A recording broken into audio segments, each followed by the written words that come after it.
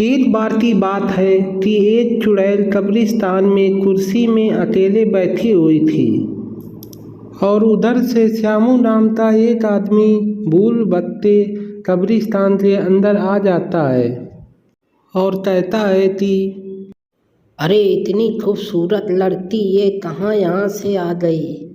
अरे ओ लड़की, तुम यहाँ क्या कर रही हो, बताओ। इतना सुनते ही चुड़ैल पीछे मुड़ते देखती है और अरे अरे अरे, ये तो भूत चुड़ैल है। अरे मुझ तो मत मारो, मुझे छोड़ दो, मैं गलती से इधर आ गया। अरे गलती से क्या, तुझको तो आज मैं छोड़ूंगी ही नहीं। बहुत दिन बाद एक नया शिकार आया है। आज तुझे मैं चबा चबा कर खाऊंगी, तुझे छोड़ूंगी नहीं। फिर उस आदमी तो जमीन के अंदर समा लेती है चुड़ैल। बचाओ बचाओ बचाओ, वो आदमी समा जाता है। अगले दिन तरह तरह की गांव में बातें होने लगती हैं कि एक आदमी गायब हो गया। सोनू और मोनू दो नाम के दोस्त थे और वह दोनों आपस में बात कर रहे थे कि अरे मोनू भैया, कल एक आदमी गायब हो गया, पता है तुम्हें? अरे हमको तो पता नहीं, हम तो सो रहे थे।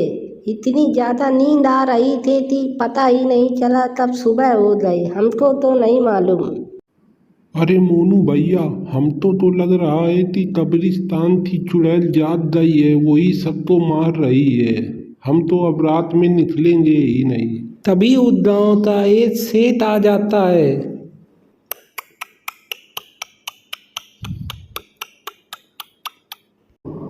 कहे तो भैया तुम सही रहे हो, पास में एक कब्रिस्तान भी तो है, उसी से हंसने की आवाज रात में आती है। हा हा हा हा हा हा, तुम लोग बहुत डरपोक आदमी हो यार। मुझे तो अरे कोई आदमी शराब पीकर अपनी पत्नी से लड़ाई कर रहा होगा और क्या होगा। सोनू और मोनू घर की तरफ चल देते हैं और रास्ते में उनको एक वीरान हवेली मिलती है।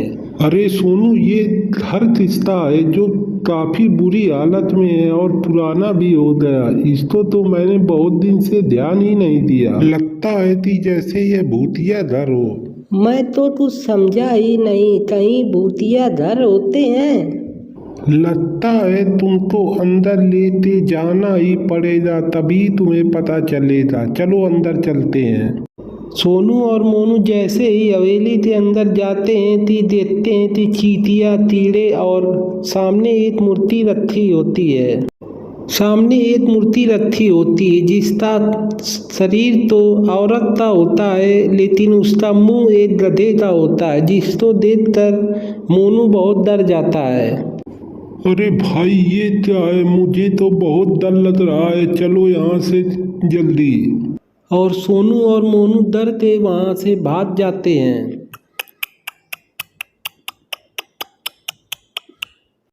एक बूढ़ा आदमी सोनू और मोनू को देख लेता है और कहता है कि अरे मोनू, तुमको पता नहीं क्या इस हवेली के अंदर जाना मना है? अरे बाबा, इसमें मोनू की गलती कोई नहीं है। मैं ही जिद कर रहा था कि इसके अंदर चलना चाहिए, ये मेरी गलती है। लेकिन इस घर के अंदर जाना क्यों मना है? फिर सोनू उस घर के राज के बारे में जिद करने लगता है। फिर बूढ़ा बताता है कि बेटा, बहुत पुरानी बात है, जब मैं तुम्हारी उम्र का हुआ करता था, जब एक राजकुमार था जिसका नाम सूरबली था। एक दिन सूरबली शिकार करने के लिए जंगल में गए थे और उन्हें एक कोमल लड़की दिखी। ये सुंदर लड़की, तुम्हारा नाम क्या है? हम तुम्हारी सुंदरता पर मोहित हो गए हैं। हमारा नाम रूपमती है, हम इस जंगल में रहती हैं और आप भी काफी खूबसूरत हैं और बाहुबली हैं।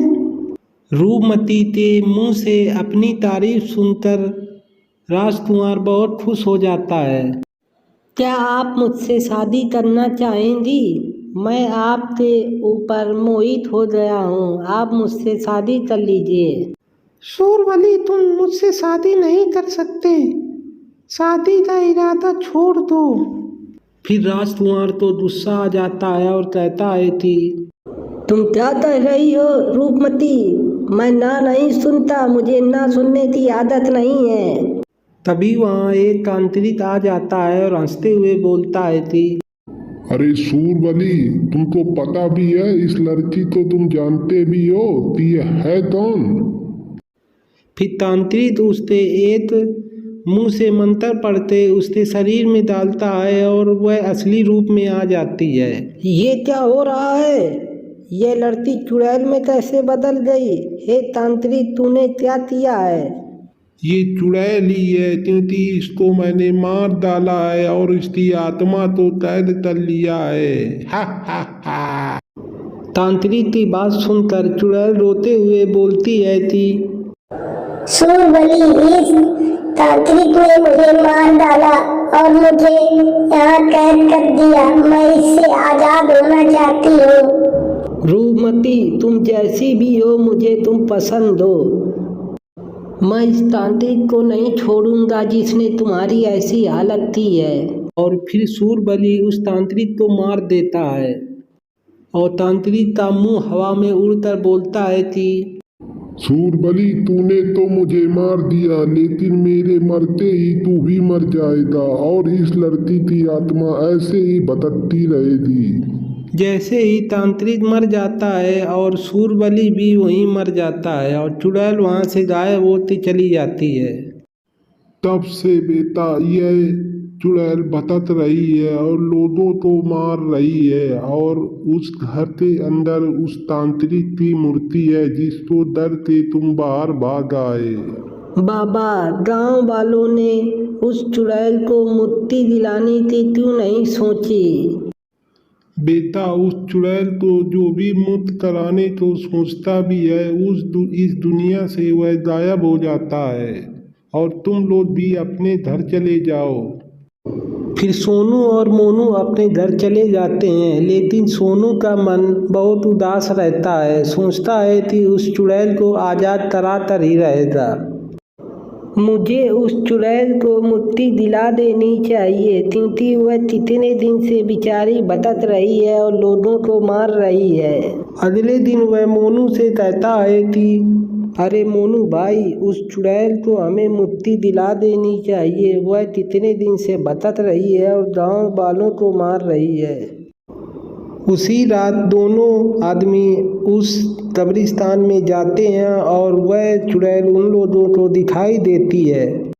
रूपमती जी, मैं आपको इस चुड़ैल के भेष से मुक्त कराना चाहता हूँ। मैं आपकी कहानी जानता हूँ, आपके साथ बहुत बुरा हुआ है। इतना सुनकर चुड़ैल एक लड़की के रूप में आती है और कहती है कि मोनू, तुम सूरबली के बाद दूसरे आदमी हो जो मुझे ऐसी बात कह रहा है। नहीं तो वरना सब लोग मुझे गंदी नजरों से देखते थे, जिस वजह से मैं उनको मार देती थी। मैं चाहता हूँ कि आप आज़ाद हो जाएं, लेकिन मैं समझ नहीं पा रहा हूँ कि आपको मैं आज़ाद कैसे कराऊँ। बता दीजिए मुझे। तुम उस हवेली के अंदर उस तांत्रिक की मूर्ति को तोड़ दो और गंगा जल में बहा दो, जिससे मैं आज़ाद हो जाऊंगी। और रामू और सोनू उस हवेली के अंदर जाते हैं और उसको तोड़ने की कोशिश करने लगते हैं, जिसकी उससे करंट लगता है और कहते हैं कि अरे सोनू भैया, इस मूर्ति से तो करंट लग रहा है, अब क्या करें, कैसे तोड़ें इस मूर्ति को।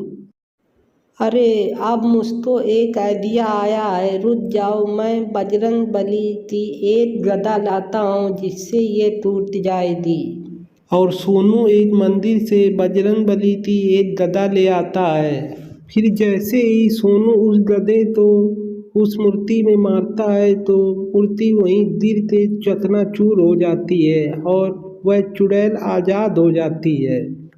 सोनू, आज तुम्हारी वजह से मैं आज़ाद हो पाई हूँ। तुम एक अच्छे आदमी हो। मैं अब जा रही हूँ। और चुड़ैल वहाँ से गायब हो जाती है और खुशी खुशी गांव वाले रहने लगते हैं।